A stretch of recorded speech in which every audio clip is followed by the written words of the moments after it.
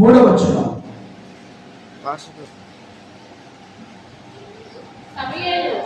సమూయేలు ఇశ్రాయేలు అందరితో ఇట్లా చెప్పాడు, మీ పూర్ణ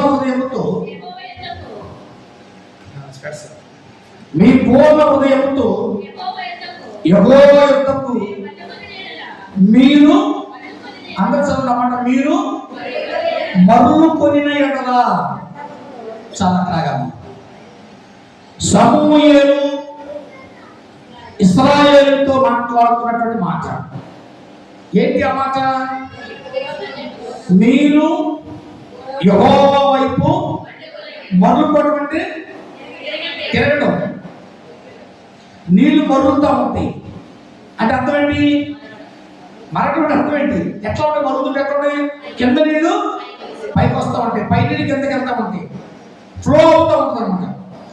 అలాగే క్రైస్తవుడు మళ్ళీ రావాలి, తిరిగి రావాలి, రెన్యువల్ అవ్వాలి. రెన్యువల్ అయితేనే కానీ మనము దేవుని రాజ్యానికి వారసులము కాము. ఇప్పుడు సమూయేలు ఏమంటున్నాడంటే, మీరు ఇప్పుడైనాను దేవుని వైపు మరొకటి, మీ హృదయాలను దేవుని వైపు, ఎప్పుడైతే మన హృదయాలను దేవుని వైపు తిప్పుతామో అప్పుడు మన జీవితాలను దేవుడు తన వైపు తీసుకుంటాడు. అసలు ఎందుకు ఈ మాట అన్నాడంటే, ఇశ్రాయేలు ఫిలిష్తీయులకు ఉన్నటువంటి గొడవలు, ఈ గొడవల్లో ఫిలిష్తీయులు ఇశ్రాయేలుకు ఉన్నటువంటి మందసాన్ని తీసుకుని వెళ్ళిపోయి యెహోషువ పొలములో 14 మైళ్ళ దూరంలో ఉన్నటువంటి ఎత్తైనటువంటి కొండ మీదకి తీసుకువెళ్ళి యెహోవా మందసాన్ని ఫిలిష్తీయులు దాచిపెడతారు. దాచిపెట్టిన తర్వాత యెహోవా మందసము తీసుకురావడానికి ఇశ్రాయేలు చాలా ఎదురు చూస్తారు, కానీ దాన్ని వాడు అంగీకరించరు. ఆ తర్వాత బెతెషెదు అనేటువంటి ప్రజలు మందసాన్ని, అక్కడ కొండ మీద ఉన్నటువంటి మందసాన్ని ఏం చేస్తారంటే ఒకసారి తెరిచి చూస్తారు. మందసాన్ని చేస్తారు, తెరిచి చూస్తారు. తెరిచి మందసాన్ని చూస్తే ఒకేసారి 70 మంది చచ్చిపోతారు. ఎంతమంది? మీరు బాగా వినాలి. అందరి మాటలు మీరు చాలా క్రైస్తవులు, మీరే కాదు క్రైస్తవులు చాలా సేవకులు కూడా వ్యర్థమైనటువంటి బోధ చేస్తా ఉన్నాం. మేము కూడా దేవుడిని చూడాలి అనుకుంటాడు. అసలు దేవుడితో మనకేం పని? దేవుడు మన పక్కన ఉండగా, మన నలుదిక్కులో ఉండగా అసలు ఆయన చూడాలని కోరిక, చెడ్డ కోరిక ఎందుకు నీకు? దేవుడు ఎవరంటే అదృశ్య దేవుని సత్య స్వరూపి. కనిపిస్తే రెండోసారి దేవుడితో ఈ పని ఏముంది? మనం చాలా మంది చూస్తాం, మారు మనసు పొంది నేను దేవుడు చూశాను కూడా భూమి మీద ఆపలేమన్నా మనం వస్తావు కదా. నేను దేవుడు చూశాను, నేను ఆత్మ పొంది అన్న వాళ్ళని చర్చిలు వాళ్ళు అసలు మనం ఆపలేవు. నువ్వు ఊరికే కల్లో చూసావు, ఎదురులో చూసావు, నువ్వు ఎగిరి పడుతుంటే ప్రత్యక్షంగా దేవుడు చూస్తే నువ్వు తట్టుకోగలవా? మోషే అన్నాడు, మోషేతో దేవుడు అంటాడు, అయ్యా నేను చూడాలంటే దేవుడు అంటాడు, ఓయ్ బాబా నన్ను చూస్తే ఏమైపోతావు? బతకలు చచ్చిపోతావు. ఊరికే మందసాన్ని తెలిసి చూస్తేనే ఎంతమంది చచ్చిపోయారు? 70 మంది చచ్చిపోయారు. ఒకసారి మొదటి సమయంలో 6:18 చూడండి.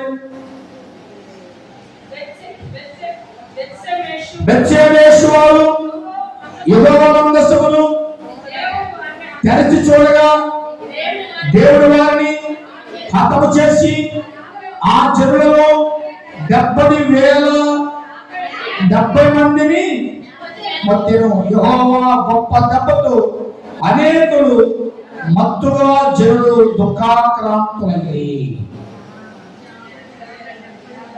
దేవుడిని చూడాలనుకుంటున్నావేమో, దేవుడు చూడబాకు, దేవుడి హృదయంలో చేర్చుకో.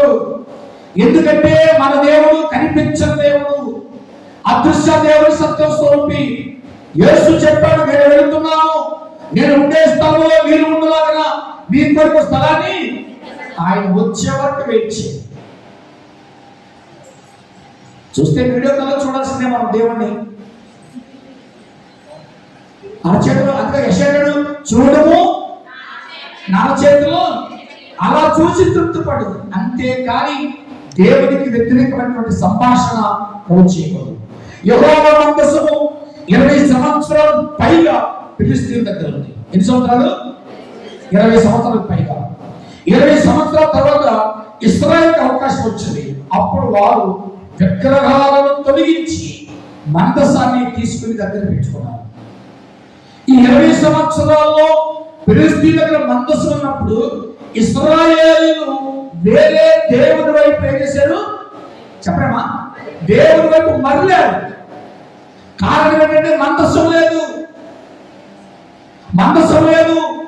దేవుడు లేడు, పడక లేదు, మందసంలో పెట్టి లాక్ చేశారు. అవి చూడడానికి అవకాశం లేదు. కనుక ఇశ్రాయేలుకి ఏదో ఒక దేవుడు కావాలి కనుక వాళ్ళు ఏం చేశారు? వేరే దేవతలను తీసుకొచ్చి ఆరాధించడం మొదలుపెట్టి. అంతే కదా? ఇప్పుడు ఏదో ఒక దేవుడు కావాలి, మనకు రెండో దేవుడు లేడు, ఒక దేవుడే. నేనే దేవుడను, నేను కాక వేరొక దేవుడు ఉన్నారు కదా. గుళ్ళు చాలా ఉన్నాయి, అయ్యగారు చాలా ఉంటుంది, కానీ దేవుడు మాత్రం దేవుడు ఒక్కడే. దేవుడికి నల్లకు మధ్యవర్తి ఒక్కడే, ఆయన యేసు క్రీస్తు అనేటువంటి స్తోత్రం. ఆ మాట మనం ఒకసారి గమనిద్దాం. 7వ అధ్యాయంలో 4వ వచనం చూద్దాం. ఇశ్రాయేలు బయలుదేవతలను అష్టారోతు దేవతలను తీసివేసి యెహోవా మాత్రము ఎప్పుడైతే 20 సంవత్సరాల తర్వాత మరలా మందస్సు వచ్చిందో, 20 సంవత్సరాల మరలా మందస్సు వచ్చిందో, ఏ విగ్రహాలైతే ఇశ్రాయేలు పెట్టుకున్నారో ఆ విగ్రహాలన్నింటిని ఏం చేశారు? తొలగించి. అందుకు అప్పుడు అక్కడ సమయం ఇక మీరు ఆగవాకండి, ఎప్పుడైనా మీరు మరలుకోండి, తిరిగి రండి. స్తోత్రపడి అర్థవుతుందా? అంటే మందస్సు లేనప్పుడు మందస్సు కొరకు ఎదురు చూశారు, మందస్సు లేనప్పుడు వేరే దేవతలను ఆశ్రయించారు. మందస్సు వచ్చిన తర్వాత వారు మరలా ఏం చేశారు? సమయంలో ఇప్పుడు మీరు యెహోవా వైపుకు మరలండి. స్తోత్రపడి యెహోవా వైపుకు మరలండి. మరితే మీకు జరిగే లాభం ఏంటో తెలుసా? మీరు తిరిగి జన్మిస్తారు. స్తోత్రపడి మీరు రెన్యువల్ అవుతారు. రెన్యువల్ అవుకోకుండా ఉండడం కోసం దేవుడు సమయంతో మాట్లాడుతున్నాడు. ఇప్పుడు మీరు అలా ఉండొద్దు, ఆ దేవత విడిచిపెట్టండి. మీకు రావాల్సిన మందస్సు, మీకు రావాల్సిన దేవుడు మీకు వచ్చేసాడు. ఇప్పుడు మీరు ఎక్కడికి తిరుగుతారు? యెహోవా వైపు తిరగండి. అప్పుడు ఇశ్రాయేలు దీనస్థితిలో ఉన్నారు. ఫిలిష్తీయుల ద్వారా పీడింపబడుతున్నారు. తమ శత్రువుని ఎదిరించే శక్తి వారికి లేకపోయింది. అప్పుడు అబీనాదాబు కుమారుడు ఎలియాజరు దేవుడు ఎన్నుకుని ఆ మందసానికి ఎట్లా వచ్చాడు? ఎలియాజర్ని ఎలా వచ్చారు? ఇంకో మాట చెప్తామా? యాజకుడు ఓకే కాదట్లేదు. ఎట్లా వచ్చారు? మందసాన్ని కాపలా కాసేవారిగా వచ్చారు. స్తోత్రం. ఇగో ఎలియాజరు ఈ మందస్సు ఎక్కడికి వెళ్ళిపోకూడదు. ఇప్పుడు ఇశ్రాయేలు దగ్గర మరుగుతున్నారు, దేవుని దగ్గరకు వస్తున్నారు. ఈ మందసాన్ని ఫిలిష్తీయులు ఆ భాగంలో బెత్షెమెషులో చూచి ఒకేసారి 70,000 మంది హతమార్చబడ్డారు. అలాంటి స్థితి ఇశ్రాయేలు రాకూడదు. ఎలియాజరు ఈ మందసాన్ని నువ్వు చాలా జాగ్రత్తగా కాయాలి. స్తోత్రం. జాగ్రత్తగా కాయాలి. అందుకనే దేవుడు అంటున్నాడు, మీరు ఇప్పుడైనాను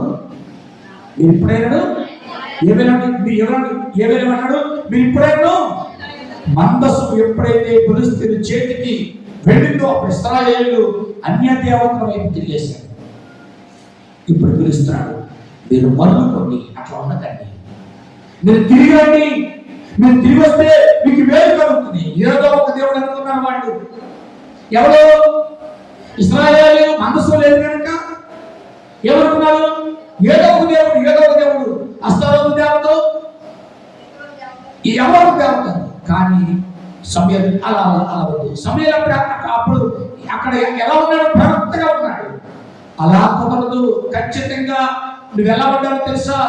నీవు నీ దేవుడు మాత్రమే వెంబడించాలి. నేనే దేవుడు, నేను కాక మీకు వేరొక దేవుడు ఉండకూడదు. అలాంటి పరిస్థితుల్లో ఏదో ఒక దేవుడు అంటే కుదరదు. మనం కూడా కాకపోతే గుళ్ళు మారచ్చు, బళ్ళు మారచ్చు, కానీ దేవుడిని మార్చు.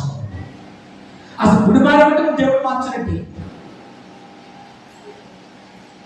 నేను కూడా అంతే.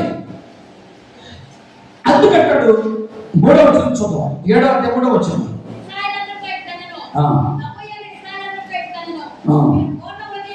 మీరు పూర్ణ హృదయంతో యెహోవా యొద్దకు అన్య దేవతలను అష్టోత్తర దేవతలను యెహోవా తట్టు మీ హృదయములను త్రిప్పి ఆయన మాత్రమే సేవించండి. ఈరోజు సబ్జెక్ట్ ఏంటి? మీ హృదయములను యెహోవా వైపు మళ్ళించండి. ఇప్పుడు ఇక్కడ సమూయేలు ఇశ్రాయేలుతో మాట్లాడే మాట్లాడు తెలుసా? మీ దేవతలు పక్కన పెట్టేయండి, మందసం లేదనుకున్నారు. ఎక్కడో 14 మైళ్ళు ఎత్తులో ఉన్నటువంటి పర్వతం మీద మందసం దాచబడ్డారు. దాచబడ్డ మందసం వల్ల మీ దగ్గరికి వచ్చేస్తే ఇప్పుడు మీరు ఎక్కడ తిరగాలి? మళ్ళా ఎక్కడ తిరగాలి? మళ్ళా దేవుని వైపు తిరగాలి. ఒక్క ఉదాహరణ చెప్తాను.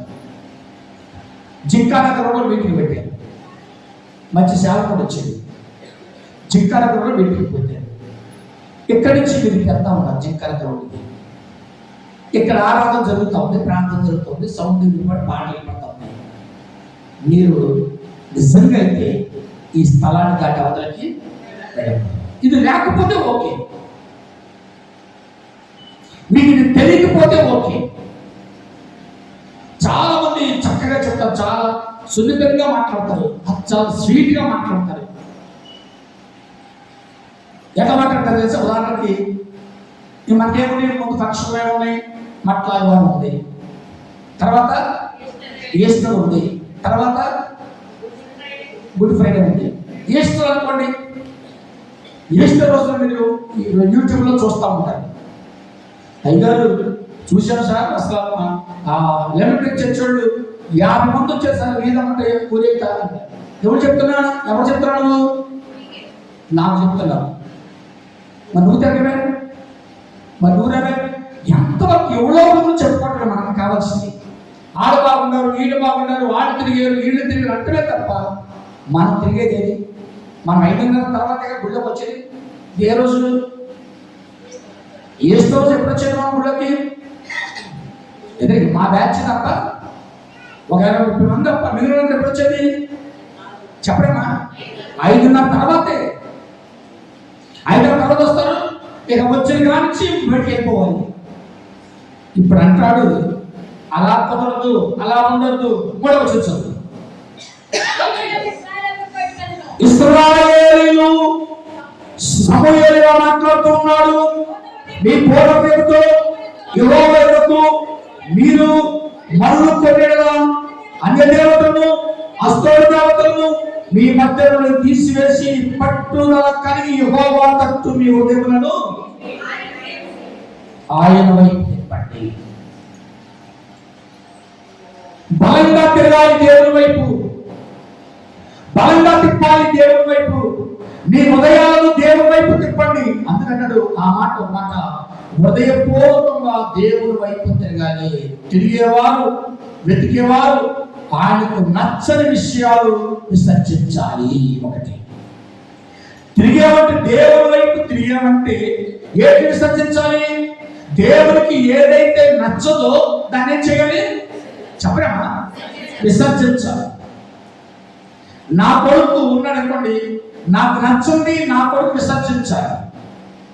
నేను నా భార్యకి నచ్చింది నాలోంచి విసర్జించాలి. నాకు నచ్చింది నేను నా భార్య నుంచి విసర్జించాలి. ఇప్పుడు దేవుడు అంటాడు మీ హృదయాలను దేవుని వైపు తిప్పండి.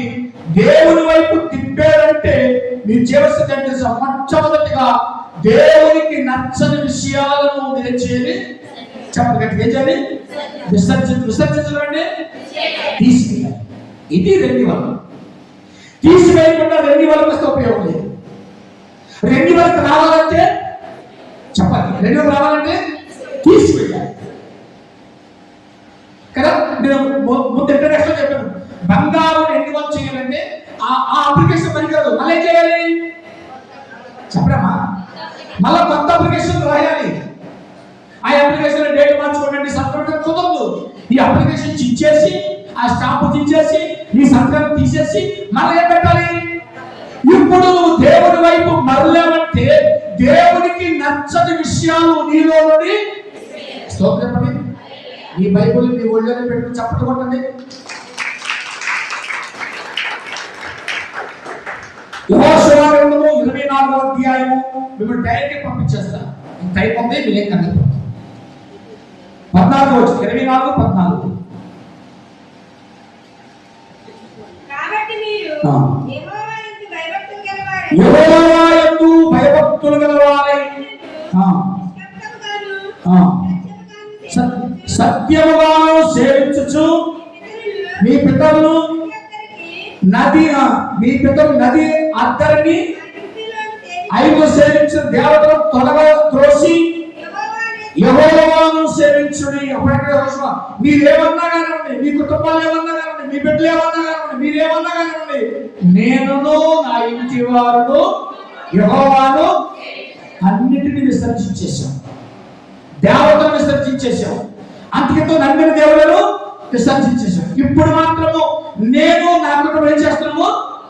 యెహోవాను ఎవరైతే సేవిస్తారో, యెహోవాను ఎవరైతే దగ్గరగా జీవిస్తారో, యెహోవాకు నచ్చని కార్యాలు ఎవరైతే విసర్జిస్తారో వారు ఎక్కడికి వస్తారు?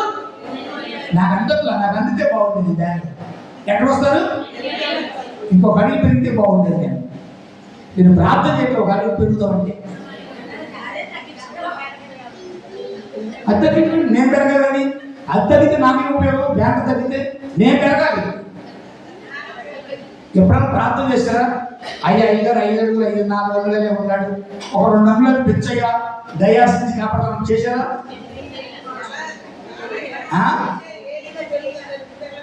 అమ్మా ఇంకా 2 వరకు రాలేదు. దేవుడికి అసాధ్యమైంది ఓ ప్రార్థన చేస్తాం. దేవుడికి ఎక్కడ అసాధ్యమైంది లేదు కదా. దేవుడికి సమస్తము కూడా సత్యంలో బతికించిన దేవుడు, అట్లా వాళ్ళు ఇట్లా చేసిన దేవుడు 4 అంగుళాలు 2 అంగుళాలు పెంచలేడు.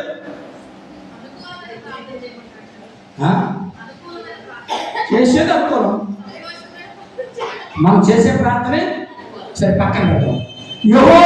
యెహోవాను విసర్జించినటువంటి యెహోషువ కుటుంబం ఏమంటుంది? నేనును నా ఇంటి వారును యెహోవాను ఎవరన్నా సేవించుకోండి. మందసాన్ని దూరంగా ఉంచేటువంటి ఇశ్రాయేలు చాలా బాధపడ్డారు, కన్నీరు కార్చారు, ఏడ్చారు. మందసాన్ని తెరిచి చూచేటప్పటికి ఎంతమంది చచ్చిపోయారు? 70,000 మంది. 50,000 అంతమంది విసర్జించబడ్డారు. అంటే దేవుడు ఎవరిని చేశాడు? ఒత్తే. దేవుడు చూస్తాను, నీకు అంత అవసరమా? దేవుడికి దగ్గరగా బ్రతుకు సంతోషం, దేవుని అరచేతిలో బ్రతుకు సంతోషం, దేవుని నీడలో బ్రతుకు సంతోషం. కానీ దేవుడిని చూడాలి. ఒక మోషే నువ్వు చచ్చిపోతావు అన్నాడు. అంత గొప్ప ప్రవక్త దేవుడు ఏమన్నాడు? నువ్వు చచ్చిపోతావు. ఇంకొక మాట చూపిస్తాను. ఒకటి, యెహోవాకు నచ్చని విషయం ఏది? ఎవరు విసర్జిస్తారు? వారి హృదయాలు దేవుని వైపు మరుగుతున్నప్పుడు. రెండోది, భయభక్తులు కలిగి ఉండాలి. భయము, భక్తి. కొంతమంది భయం ఉంటుంది, భక్తి ఉండదు. భక్తి ఉంటుంది, భక్తి లేకపోయినా పర్లా, భయంతో బతకడం చాలు. భయము భక్తి అనగానే భక్తి భయం అన్న దేవుడు బైబిల్ ఒకటే ఉంది. యెహోవా యందు భయభక్తులు గలవాడు ఇలాగా ముందు భయం కావాలి. భయం లేకోకుండా, నేను సంఘం అంటే భయం లేకుండా, రక్షణ సంఘం అంటే భయం లేకుండా, పెద్దలంటే భయం లేకుండా, గుసత్యవాలంటే భయం లేకుండా, విశ్వాసం అంటే భయం లేకుండా సువార్త చేస్తే నా సువార్త ఎందుకు కూడా అది భక్తికరమైంది కాదు. అది పౌరుడు క్రియలు లేని విశ్వాసము చచ్చిపోయిందండి. ఒక మాట చెప్పి ముగిస్తాను నేను. ఆదికాండము 20వ అధ్యాయము 11వ వచనం. ఈ స్థలమందు దేవుని భయము ఏ మాత్రము లేదు. నా భార్య నిమిత్తము ఆ. నన్ను చంపుదురనుకొని నన్ను చంపుదనుకుని అంతేకాక ఆమె నా చెల్లెలైన మాట నిజమే. దేవుని భయము లేని చోట అబ్రహాము చెప్పిన మాట అంటే తెలుసా? ఈమె చెప్పడమా? ఈమె కారణం ఏంటి? అక్కడ ఏం లేదు, భయం లేదు. అందుకనే సమూయేలు అంటాడు, మీరు యెహోవాకు నచ్చని క్రియలను విడిచిపెట్టి యెహోవా వైపు మరలుకోండి. స్తోత్రం చెప్పండి, గట్టిగా చెప్పండి. యెహోవా వైపు మరలుకోండి. ఇప్పుడు అబ్రహాము అంటాడు, నేను నా స్థలంలో నేను ఎక్కడైతే నివాసం చేస్తున్నాను అక్కడ దేవుని భయము లేదు. భక్తి లేదన్నా, భక్తి లేదన్నా. ఏమంటాడు? అది ఏ స్థలం? అది ఒకసారి చూడండి బైబిల్.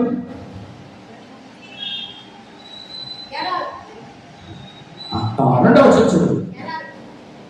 గెరారులో కొన్నాళ్ళు నేను అప్పుడు అబ్రహాము తన భార్య శారాను వచ్చి, ఈమె నా చెల్లెని చెప్పారు కనుక గెరారు రాజును అబీమెలెకు శారాను తెచ్చి తన యొక్క చేర్చుకునేను. ఎందుకు చెప్పాడంటే కారణం, గెరారులో ఏం లేదు, భయం లేదు. గెరారులో అబ్రహాము తర్వాత నివసించిన వ్యక్తి ఎవరు?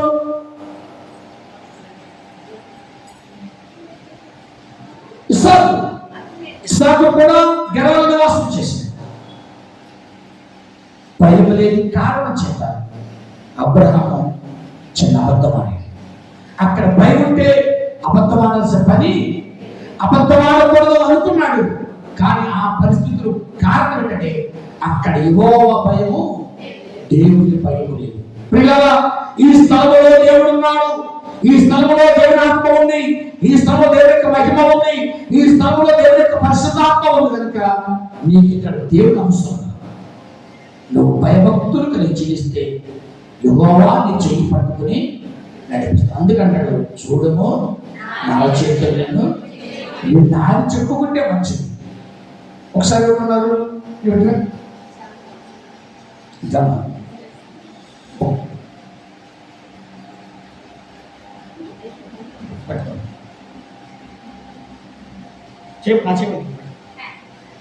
తాత మనలో నడిచేస్తా ఉంటాం.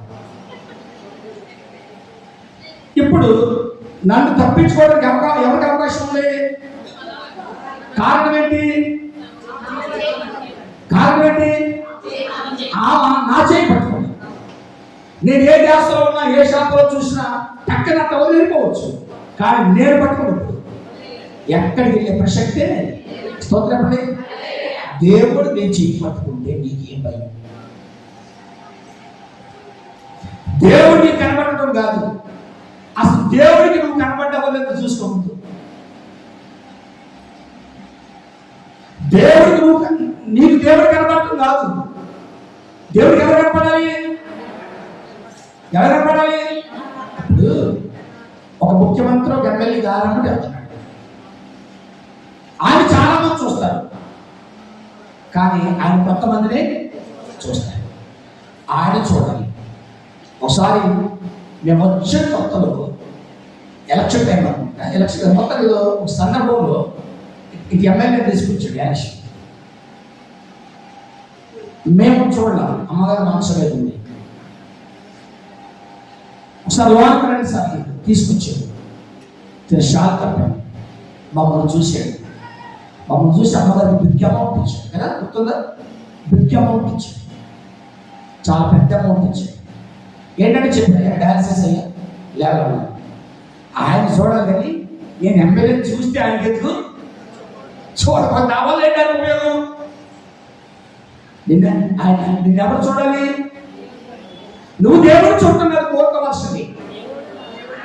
దేవా నన్ను, అదే దేవదాసు గారు దేవదాసు నినాదం ఏంటి? దేవా నాతో మాట్లాడు, మాతో మాట్లాడు, మా అంతతో. దేవా నేను నీతో మాట్లాడతాను, నీ పక్కన యేసయ్యతో మాట్లాడతాను, నీ పక్కన పరిశుద్ధాత్మతో మాట్లాడతాను. దేవా నాతో మాట్లాడు, మాతో మాట్లాడు. ఇది కావాలి. దేవుడిని నువ్వు చూడాలి, దేవుడిని చూడాలి. నిన్ను చూస్తే బాగున్నామమ్మా అంటాడు. నువ్వు చూస్తే ఉపయోగం ఉంది, సంకలు కొట్టుకోవడం తప్ప నేను దేవుడు చూసేది ఏం ఉపయోగం లేదు. ఆయన నిన్ను చూస్తే నీ ప్రతి అవసరమును నీ అవసరం తీర్చాలంటే నువ్వు రెన్యువల్ కావాలి. అట్టి రెన్యువల్ దేవుడి జీవితంలో కోరుకుంటున్నాను. దేవుడి మాట దీవించిన ఒకసారి నిలబడి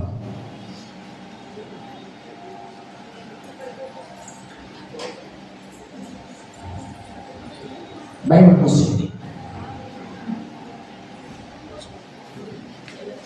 బైబిల్ మూసింది. యెషయా 53వ అధ్యాయంలో 10, 11, 12 రెడీ 1, 2, 3 చదవా. 10, 11, 12 1, 2, 3 స్టార్ట్. అతను నలగొట్టుటకు యెహోవాకు ఇష్టమైనది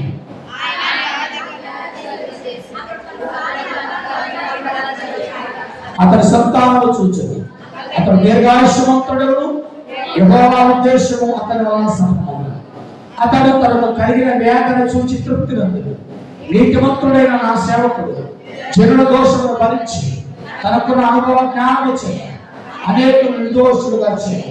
కావున గొప్ప వారితో లేనంతరికి పాలు పంచిపెట్టాడు. జల్లతో కలిసి అతడు కొలసము విభాగించాడు. ఎలాగా మరణము ఉన్నట్టు అతడు తన ప్రాణమును అతిక్రమం చేయవాడు ఎంచబడిన వాడే. అనేకుల పాపములు భరించు తిరుగుబాటు చేసిన వారి నుంచి విజ్ఞాపన చేసి దేవుడు తన మాటలు దీవించాడు. రేపు 2 గంటలకి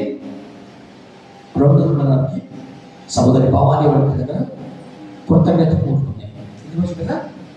4 అయిన తర్వాత 4 గంటలకి మీరంతా గారి పక్కనే ఆ పక్కన తెలిసి అక్కడ